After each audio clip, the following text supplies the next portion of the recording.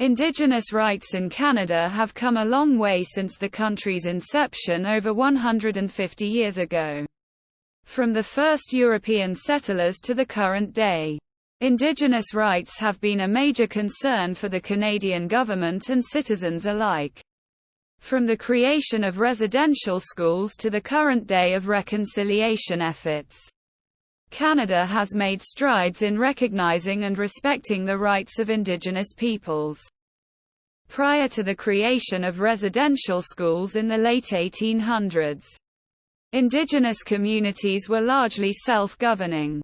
This changed dramatically when the Canadian government began to forcibly remove children from their homes and place them in residential schools. The goal of these schools was to assimilate Indigenous children into the larger Canadian society by teaching them English and Christianity. Many children were separated from their families and subjected to physical, emotional, and psychological abuse. In the 1990s, the government began to recognize the wrongs of the residential school system and started taking steps towards reconciliation. In 1996, the Royal Commission on Aboriginal Peoples was established to examine the residential school system and its impacts. This commission led to the Canadian government's formal apology for the residential school system in 2008. Since then, the Canadian government has taken a number of steps towards reconciliation. In 2017, the Canadian government introduced the Indian Act, which is intended to recognize Indigenous rights and promote self-governance. This act was seen as a major step forward in the reconciliation process.